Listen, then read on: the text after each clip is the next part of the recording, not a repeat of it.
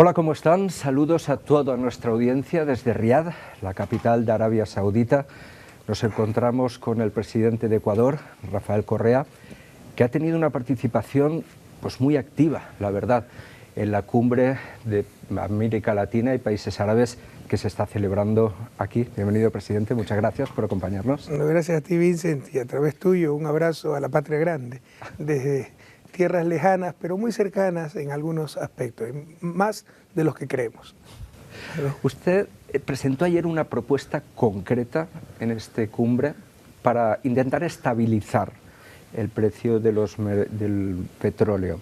Propuso reducir la producción de los países productores de la OPEP en 1,6%. ¿Sería suficiente esto para conseguir que se estabilizaran los precios? Bueno, los cálculos siempre se pueden ajustar. Nadie le ha acertado nunca a la predicción, a cómo reaccionan los precios del petróleo. Pero en base a la historia es claro que una pequeña disminución en cantidad hace subir bastante los precios.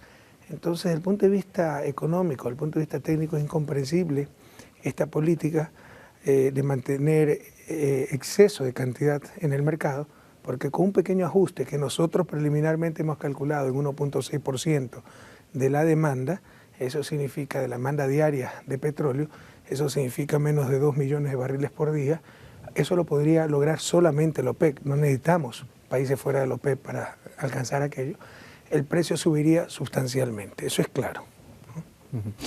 Parece evidente que a todo el mundo afecta esta caída tan brutal del precio del petróleo en el último año, del 50%.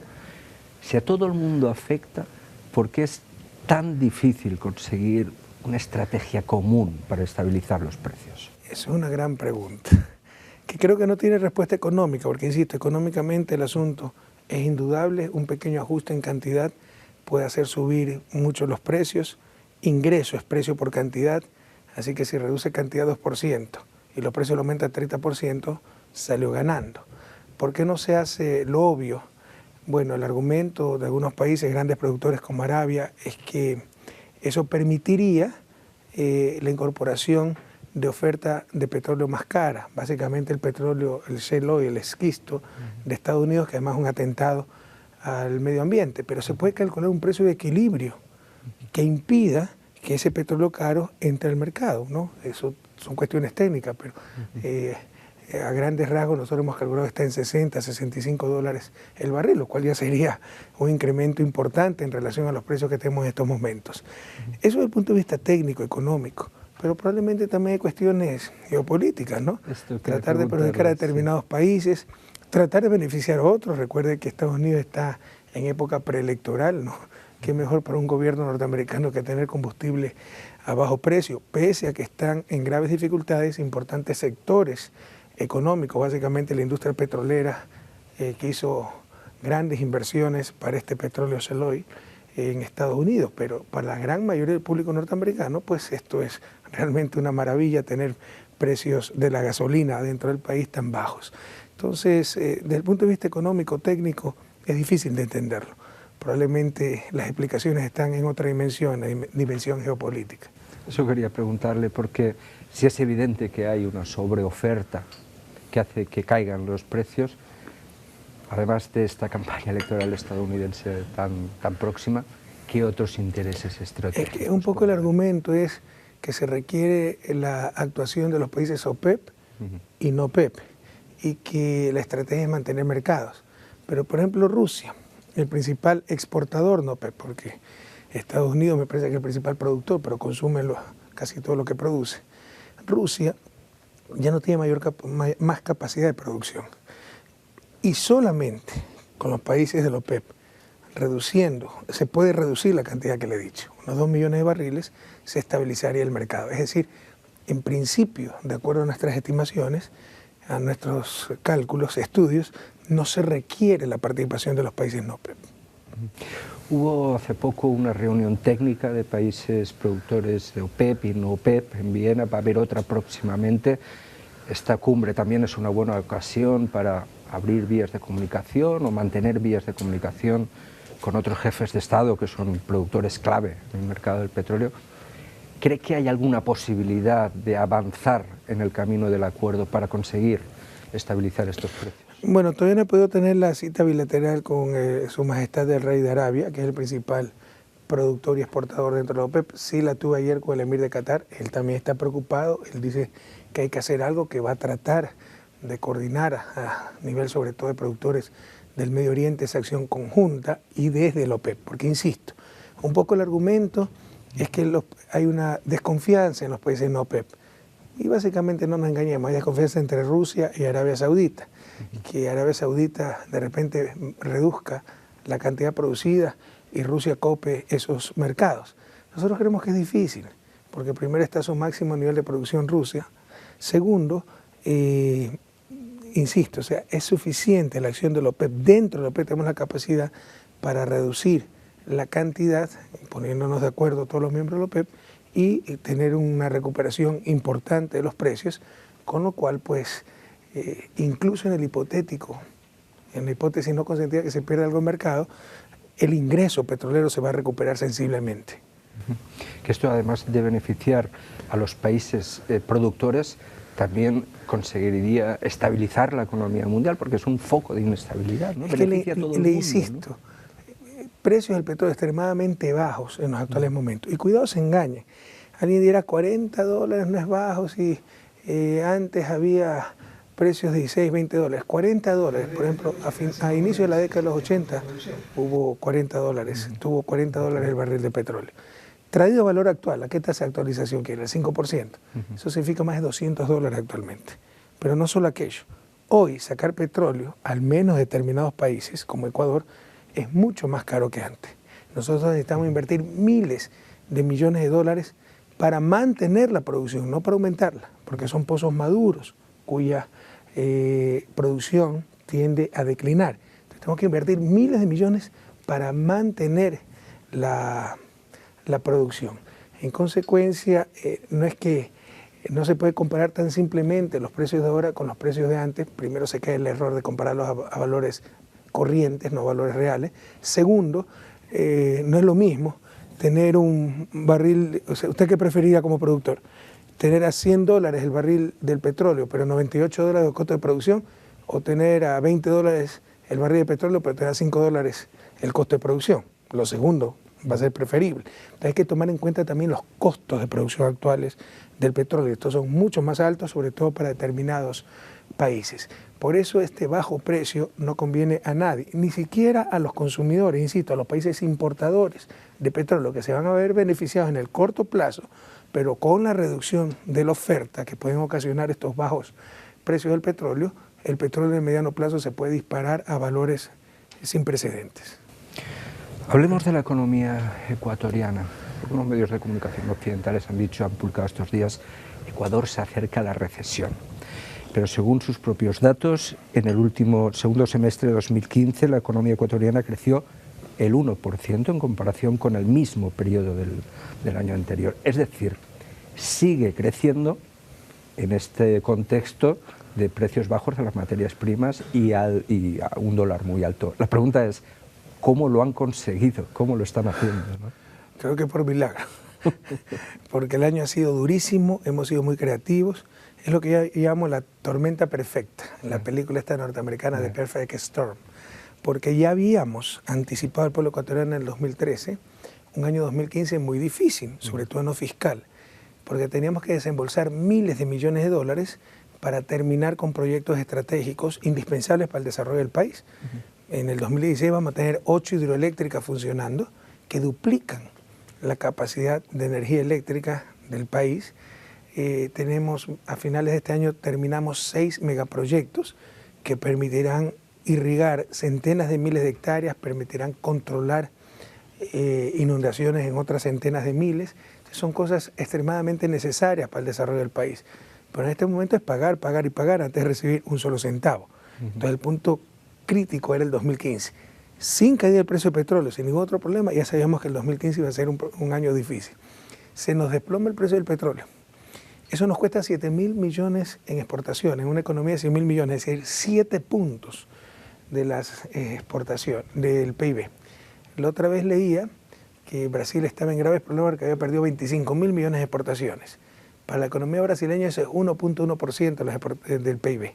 Para nosotros es el 7% del PIB que hemos perdido en exportaciones. Brasil tiene moneda nacional, ha depreciado, y es la medida correcta de política económica, ha depreciado el real, la moneda nacional, en 48%. Nosotros no tenemos moneda nacional y se nos ha apreciado el dólar en un promedio de 25%. Con respecto a socios comerciales muy cercanos como Colombia, Colombia nos ha evaluado el peso colombiano en 60%. Entonces eso es triturar la economía, es la tormenta perfecta. Ya de por sí un año difícil, desplome de precios del petróleo, apreciación del dólar. Pese a eso lo hemos hecho muy bien, hemos tomado medidas emergentes, creativas, salvaguardias a nuestros productos, amnistía tributaria que permitió recoger varias centenas de millones de dólares adicionales en impuestos. Hemos diversificado las fuentes de financiamiento, pero ha sido muy duro. Con respecto a recesión, depende cómo la defina, ¿no? La definición mínima es 2 trimestres consecutivos de crecimiento, claro. Pero depende con respecto a qué, si con el mismo trimestre del año anterior o el trimestre precedente. Nosotros ya hemos tenido esos 2 trimestres consecutivos de aparente crecimiento. Digo aparente porque son cuentas temporales y todavía están en el margen de error estadístico, ¿no? Pero esperamos tener un crecimiento leve a final del año. Ojalá que las cosas no se compliquen, pero como vamos, de todos modos vamos a crecer poco, pero crecer 0.4%. Sin embargo, pues, insisto, depende de cómo define recesión, pero algunos ya hablan hasta de crisis. O sea, crisis es algo mucho más grave que todavía, gracias a Dios, no ocurre en el país. Y esperamos que no ocurra. La economía sigue creciendo, la inflación está controlada. El desempleo sigue controlado, la pobreza sigue disminuyendo. Eso quería preguntarle, sigue disminuyendo la pobreza. ¿Va a ser posible mantener las políticas de inversión pública en este contexto tan complicado o no? O sea, lo que pasa es que teníamos récord histórico en inversión pública, tenemos la inversión pública más alta de América Latina. La inversión pública seguirá siendo alta, pero no tan alta como antes, tenemos que ajustarnos a las nuevas realidades. Nadie niega aquello, pero algunos, sobre todo los opositores, dicen, redujo gasto público, significa que estaba gastando, desperdiciando. Es decir, el padre de familia que daba 3 veces a la semana carne a sus hijos, pierde el trabajo, entonces dice, ahora tenemos que comer 2 veces nada más carne, ya no 3 veces, estaba desperdiciando la plata. O sea, así es el nivel de simplismo de las críticas y análisis de cierta oposición y ciertos medios de comunicación. Por supuesto que el país tiene que ajustarse a las nuevas realidades. Hay un principio de economía que dice, cuando usted tiene un problema, un choque externo en este caso, temporal, tiene que financiar. Cuando ya ve que es permanente, puede perdurar en el tiempo, ya de más larga duración, tiene que ajustar. Y eso es lo que hemos hecho para el 2016. Hemos preparado un presupuesto con $35 el barril de petróleo. Pero en los fundamentalismos ideológicos se quiere satanizar hasta la inversión. Esa es la trampa del subdesarrollo, ¿no? Y nos dicen, es que el país no puede invertir tanto porque eso se inyecta a la economía, eso se transforma en importaciones y nos explota el sector externo. Es decir, no podemos invertir porque no somos competitivos. Y no somos competitivos porque no podemos invertir. O sea, sin carreteros, sin buena energía, sin buena educación, etcétera, nunca va a ser competitivo. Entonces, el círculo vicioso del subdesarrollo, que romper ese círculo vicioso, para eso usted tiene que tomar riesgos calculados, tiene que tener financiamiento, etcétera. Eso es lo que hemos hecho, lo hemos hecho muy bien. Pero en el 2015, pues, ha habido la coincidencia de una serie de factores muy poco probables, eran extremadamente improbables, pero que ocurrieron. Y sin embargo, hemos estado bastante bien preparados para enfrentar estos nuevos tiempos. En estos últimos 12 meses la pobreza se ha reducido el 2,4% en Ecuador. ¿Tiene algún objetivo para el próximo año, para 2017, en torno a esta cuestión? Eso es algo muy interesante. Mire, sinceramente, no es porque tengamos en este momento bajo crecimiento, lo hemos dicho siempre, lo he escrito. El crecimiento es una condición, no es ni necesaria para el desarrollo ni suficiente para el desarrollo. No es necesaria. Usted puede tener mejoras en el nivel de vida con una mejor distribución del ingreso, con mejor acción colectiva. América Latina, con la producción que tiene ahora y una mejor distribución, eliminaría toda forma de pobreza, ¿no? También hay un problema de distribución del ingreso y de la riqueza. Y no es suficiente para el desarrollo. No es que tuvo un alto crecimiento y ya todo el mundo está viviendo mejor. Usted revise el caso de ciertos países campeones de crecimiento en América Latina, donde la desigualdad ha aumentado, puede haber un crecimiento empobrecedor. El crecimiento es altamente deseable sí es un crecimiento adecuado, por ejemplo, pro pobre. Eso es lo que hemos tenido, ¿no? Ahora vamos a tener bajo crecimiento por los problemas externos, pero en todos estos años hemos construido redes de protección para los más pobres, donde esos pobres ya no se ven afectados como antes. Antes venía un problema económico, todo el peso de las dificultades sobre los más pobres, aumentaba desigualdad, aumentaba desempleo, aumentaba pobreza. Fíjense en este año tan duro, donde vamos a crecer poco, 0.4, tal vez no crecemos, pero la pobreza sigue disminuyendo. La última encuesta nos dio que ha incluso disminuido más que otros años, 2 puntos. Porque ahora la educación es gratuita, salud es gratuita, entonces hay una serie de servicios públicos que protegen a las poblaciones más vulnerables de estas dificultades económicas. Hablamos de la coyuntura política, no sé si es lo más relevante de todo, pero se lo han preguntado muchas veces y no ha querido usted despejar la incógnita. ¿Va a volver a ser candidato a la presidencia en 2017? No, yo sí he despejado la incógnita. Yo digo que no quiero volver a ser candidato, quiero dar paso a nuevas figuras, nuevos cuadros. Sin embargo, estaremos donde vamos a estar. Tenemos una inmensa responsabilidad sobre nuestros hombros, la continuidad de estos proyectos políticos históricos de cambio profundo en nuestra América. Pero sinceramente, como van las cosas, pese a la agresividad de la oposición, cada vez más agresiva, cada vez más violenta, con la complicidad impúdica de ciertos medios de comunicación. Usted habrá escuchado las grandes protestas en Ecuador. Sí. El día en que mayor número de protestantes hubo en las calles de Quito, llegaron a 5.000, en una ciudad de 2,5 millones de habitantes. O sea, si no hubieran los medios de comunicación no existiría la protesta. Pero así es como tergiversan todas las cosas, ¿no? La información, etc. Pero en todo caso, están tan divididos, ¿no? Tan fraccionados, hay tanta incluso mediocridad, que yo no veo una figura realmente de la oposición que pueda quitarnos la presidencia en el 2017.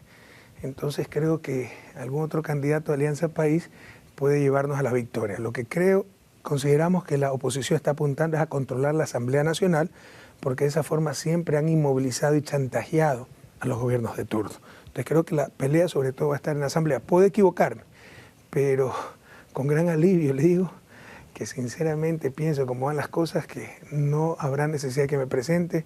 Yo nunca lo decía, para mí sí era un esfuerzo. No quiero victimizarme, esto lo he hecho con mucha alegría, esto lo he hecho con mucho amor por mi patria, pero esto también cansa, esto también implica sacrificio. Sobre todo hay que dar paso a nuevas generaciones y creo que esto va a ser posible en el 2017, ¿no? Que podemos vencer sin que esté Rafael Correa de candidato, y la gran lucha va a ser por la Asamblea Nacional. En Ecuador ocurre algo que también ocurre en otros países con gobiernos progresistas de la región, y es cómo avanzar en la gestión sin caer en el bloqueo ante esta posición tan dura. ¿Cómo lo hacen? ¿Cómo se puede hacer? ¿Cómo seguir avanzando? ¿En qué bloqueo? Sin caer en el bloqueo ante los ataques continuos por parte de una oposición muy dura. Sí, Ecuador ocurre en Venezuela, ocurre en Ecuador, ocurre en Bolivia. Oposiciones tremendamente duras, que se entiende. Aquí nadie es que está contra la democracia, ¿no? Bienvenida a la oposición democrática, pero ojalá tuviésemos oposición democrática. Usted habrá escuchado los gritos en las protestas de junio y agosto. No era cambio la política, no, fuera Correa. O sea, hay un grupo, no solo de la burguesía, sino de supuesta extrema izquierda, que es parte de esa burguesía, es funcional de esa burguesía, que se acostumbraron a sacar gobiernos a su conveniencia. Ecuador, la política ecuatoriana tiene una característica antes de nuestro gobierno, ¿no? Había muchos grupos con gran poder, ¿no? Poderes fácticos, grupos indígenas, grupos de supuesta extrema izquierda que controlaban la educación, grupos de banqueros que controlaban las finanzas, grupos de empresarios que controlaban las grandes empresas, grupos mediáticos que controlaban la comunicación, que no tenían por sí solos la capacidad de gobernar y llevar al país en función de un proyecto nacional, pero sí tenían la capacidad de impedir cualquier proyecto nacional, de impedir la gobernabilidad, es lo que llamamos el poder de veto. Ese poder de veto fue pulverizado, lo perdieron con la Revolución Ciudadana y lo quieren recuperar. Por eso usted ve en las calles de la extrema derecha banquera, ¿no?, hasta la extrema izquierda que está contra los bancos, contra el TLC, contra todo eso, juntos, ya con un objetivo, desestabilizar al gobierno para recuperar, saben que no van a poder gobernar, pero para recuperar su poder de veto y sus espacios perdidos. Entonces, esa es la característica de la política ecuatoriana, y no es una oposición democrática. Buscan desestabilizar al gobierno. Y es una lucha permanente que se ha intensificado en los últimos meses, porque estamos en año preelectoral. Entonces tratan de desgastar lo más posible al gobierno para llevarnos lo más debilitados a las elecciones próximas, que son a inicios del 2017, y ver si por ahí sacan unos votitos adicionales. Pero que nadie se engañe.